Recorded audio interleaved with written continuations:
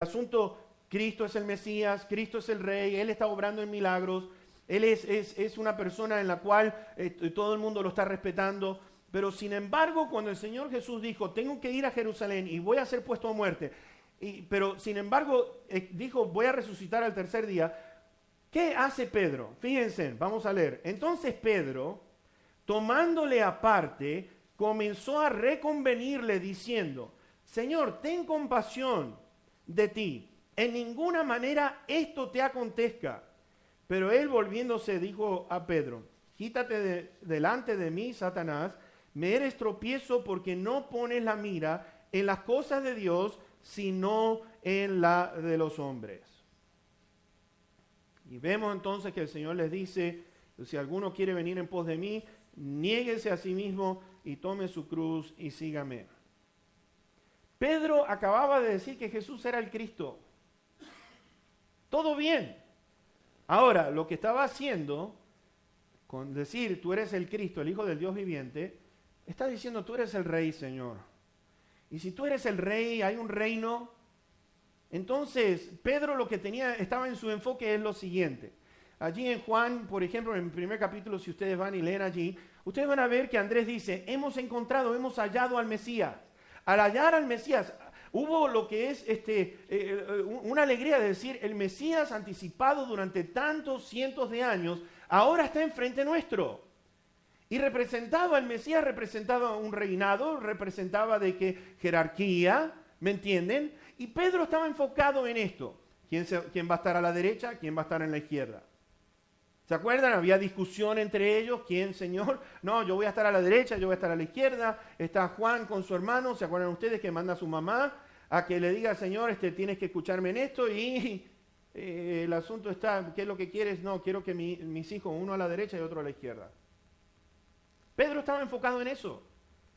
Entonces, como Pedro estaba enfocado en eso, él sufre una desilusión con el Señor, como decir, ¿cómo te atreves a decir que vas a morir y que vas a ser golpeado? Porque eso es exactamente lo que está diciendo este versículo. Fíjense, Pedro estaba siendo el portavoz del enemigo. ¿Por qué? Dice que lo tomó aparte. Lo toma aparte y entonces Pedro dice allí que lo empieza a reconvenir. ¿Saben lo que está diciendo allí en el griego? Está diciendo de que Pedro le estaba jalando la oreja en cierta manera al Señor. No le estaba agradando. Y te voy a decir por qué. Fíjate, qué atrevimiento de Pedro. En ninguna manera te acontezca esto. Le está diciendo lo que tiene que hacer. En ninguna manera, Señor, vas a pasar por muerte o que te vayan a golpear y vayas a ser crucificado. En ninguna manera. No le estaba agradando la propuesta a Pedro. Pedro por ahí sufre una desilusión con el Señor, pero vemos nosotros que no está en el Señor, sino que radica en el hombre. ¿Por qué? Porque el Señor le dice, no pones la mira en las cosas de Dios, sino que estás poniendo la mira en la cosa de los hombres. Y es una lucha grande la que libramos a diario. ¿Por qué? Porque la carne quiere sobresalir todo el tiempo. ¿Te has puesto a pensar en eso? Nuestra carne quiere sobresalir en todo momento, quiere salir adelante con sus deseos. Por eso el Señor Jesucristo en Lucas 9, versículo 23 dice que cada día tenemos que tomar nuestra cruz. No es cuestión de que un día pasamos por alto, nos está diciendo de que cada día debemos de tomar nuestra cruz y negarnos a nosotros mismos para que podamos enfocar nuestra mirada en Dios y en las cosas de Dios. Aún los más fuertes espiritualmente hablando, te voy a decir algo, fallan. Son muy raros los casos que nosotros vemos como José, allí en Génesis. Vemos en Daniel, otro ejemplo. Son muy pocos los casos. No estoy diciendo que sea imposible. Pero Pedro estaba reprendiendo en una manera amable al Señor y dándole una orden. En ninguna manera esto te acontezca. Soy Pedro, estoy aquí entre los 12, creo que hay una relación, Señor, puedo hablarte y decirte estas cosas. Incluso, ¿te acuerdas que Pedro estaba tratando de impedir de que fuese apresado el Señor, que fuese puesto preso? ¿Qué hace Pedro? Saca una espada, le corta por completo a Malco, un sirviente del sumo sacerdote, le corta la oreja completamente, se la arranca de allí.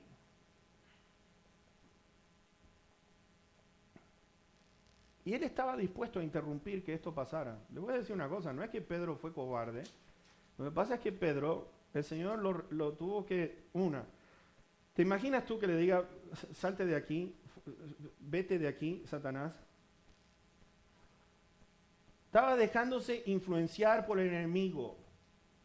¿Qué es lo que quiere decir eso? Pedro estaba tratando de evitar y el Señor le pregunta, le dice, Pedro, ¿cómo entonces se cumplirá las escrituras de que es necesario que así se haga? Esto tiene que pasar, Pedro. Y yo me imagino que habrá producido en Pedro una reacción tan grande en el cual el corazón de Pedro se apartó ahora de seguir al frente o estar al lado del Señor, porque, ¿sabes qué? Pedro dice que estaba en la casa del sumo sacerdote esa misma noche que le cortó la oreja. Y dice que se sienta, fíjate tú, dice que se sienta, si ustedes leyeron los evangelios, Pedro se sienta al lado de los alguaciles en el patio de la casa del sumo sacerdote. Y allí 3 veces lo confrontan a Pedro y 3 veces Pedro lo niega al Señor. Hay algo que me llama la atención, es que en Lucas 22, por ejemplo, el versículo 61 dice que Jesús se dio vuelta y lo vio a Pedro cuando terminó de la tercera vez. Léanlo después en su casa. Dice que Jesús se dio vuelta y lo miró a Pedro cuando lo negó por tercera vez. Yo no me puedo imaginar esa mirada que el Señor, la tercera vez, porque estaba injuriando, estaba diciendo malas palabras, como diciendo, yo no lo conozco. Y allí encuentra la mirada del Señor Jesús. ¿Y qué hace Pedro? Empieza a llorar amargamente. Pues el Señor se lo había dicho, Pedro, vas a ser zarandeado, vas a ser puesto a prueba. Pero fíjense en la actitud del Señor Jesús, hermanos. ¿Podría estar desilusionado el Señor con Pedro? No, ¿sabes por qué? Porque el Señor sabía que Pedro iba a fallar. El Señor sabía que iba a fallar. Fíjate que cuando se le aparece el Señor a los discípulos, ¿te acuerdas tú allí en Juan capítulo 21? Que está el Señor con Pedro y el Señor le dice, Pedro, ¿me amas? Y Pedro le dice, sí, Señor. Te quiero decir, para aquellos que no entiendan un poquitito, pero el Señor le está diciendo, Pedro, ágape, ¿me amas con todo tu ser? Y Pedro le estaba diciendo, lo que pasa es que en el griego hay 3 maneras de decir amor. ¿Ok? Y la palabra que Pedro estaba usando no era ágape, estaba diciendo, Señor, yo tengo fileo. Fileo quiere decir, tengo cariño por ti. El Señor no le estaba preguntando si tenía cariño por él. Le dijo, Pedro, ¿me amas? Y Pedro volvió a repetir, Señor, tú sabes que yo tengo cariño por ti. No, Pedro, yo te estoy preguntando si me amas. Y dice que a la tercera vez, recién ahí, ustedes pueden ver en el griego que dice, Señor, tú sabes, ágape, que yo te amo. Tú sabes que yo te amo.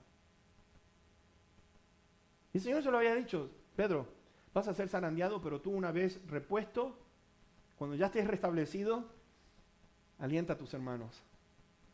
Alienta a tus hermanos, porque tú vas a hacer un aporte, vas a hacer un apoyo. ¿Se dan cuenta, mis hermanos, teniendo la perspectiva correcta?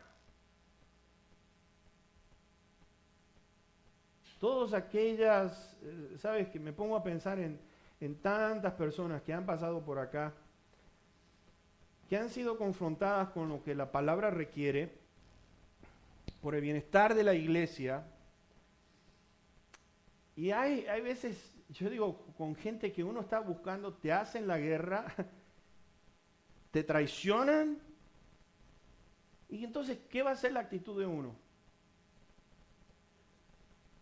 Pues si estás pasando por alguna desilusión, te voy a decir algo, vas a entrar en un momento de depresión, vas a entrar en un área donde el Señor no te quiere, porque si te desilusionas con una persona sabiendo que es carne y hueso, y que tú también puedes llegar a fallar, te voy a decir algo, que llenes tu corazón con resentimiento, no vas a ser efectivo en tu relación con Dios.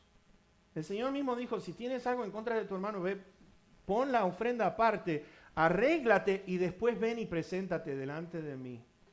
Lo cual quiere decir que nuestro corazón tiene que estar librado de todos esos sentimientos, si no, no vamos a poder entrar en la presencia de Dios como Él quiere. Y la desilusión produce todo esto. Qué dolor que causa en el corazón, ¿no es cierto? Ahora, el asunto está, si seguimos la palabra de Dios, vamos a seguir bien. Si seguimos a hombre que no sigue a Dios ni está sujeto a la palabra de Dios, entonces dice que como arbusto, fíjense allí en Jeremías 17, versículo 6, vamos a leer allí. Dice, será como la retama en el desierto, y no verá cuando viene el bien, sino que morará en los sequedales en el desierto, en tierra despoblada y deshabitada. ¿Sabes lo que está diciendo allí? Pones tu confianza en el hombre, y esto es lo que va a pasar. Vas a ser como un arbusto que está seco en tierra despoblada, deshabitada. Y lo triste de todo, y en el cual te voy a decir una cosa, el corazón por lo menos mío tiembla en el sentido de que vaya a fallar a una persona. Estábamos hablando precisamente de eso con el hermanito Roberto antes de que empezara el culto. Pues cuántos dolores han causado pastores que no saben poner límite y salen de esas áreas y después lastiman a una congregación. Qué desilusión tan grande para esa iglesia. Y estar velando. Estamos haciendo una propuesta con el hermano que yo considero y quiero compartirla con todos ustedes. Se la compartí también a Jesse, pero yo creo que es una práctica bastante buena. ¿Y saben qué es? Tenemos que dar cuenta a otra persona. Dar cuenta de nuestras acciones a otra persona. ¿Cómo te va? ¿Cómo está tu vida espiritual? ¿Cómo estás en tu trabajo? ¿Cómo está en tu relación en familia? Estoy notando esto en ti, hermanito. Estoy notando esto en ti, hermanita. Empezar a dar cuentas los unos a los otros nos mantiene en el área correcta donde debemos de transitar. Necesitamos a una persona, un hermano maduro, una hermanita madura en los caminos del Señor que nos mantengan allí en el centro de la voluntad del Señor. Y te digo esto por si acaso en este día puedes buscar a un compañero o una compañera que te ayude en tu crecimiento espiritual, que te ayude en lo que respecta a todos nosotros lo necesitamos. ¿Por qué? Porque mis hermanos, nuestra tendencia va a ser en algún momento dado de fallar en alguna ocasión. ¿Y qué vamos a hacer entonces? ¿Cuántos hogares se han destruido por la desilusión? Los esposos ponen su mirada en las esposas, es lo máximo, las esposas ponen su mirada en los esposos, es lo máximo, y entonces aparece un quiebre ahí. Qué desilusión tan grande, ¿no es cierto?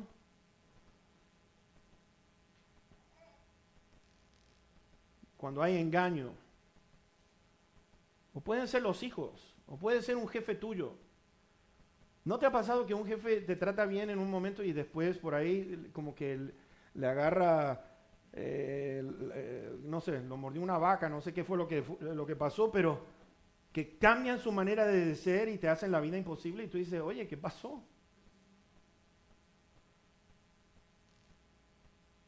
Ahora, ¿qué podemos hacer? Número 1, quiero que entendamos esto. Somos humanos imperfectos. Somos humanos imperfectos, todos nosotros, que necesitamos que la perfección de Dios se vaya perfeccionando, como dice allí, la obra que comenzó la va a perfeccionar hasta el día de la venida del Señor Jesucristo. No pongas muchas expectativas o expectativas tan elevadas en las cuales cuando esa persona no rinda como tú quieres, se te derrumba todo el mundo alrededor tuyo.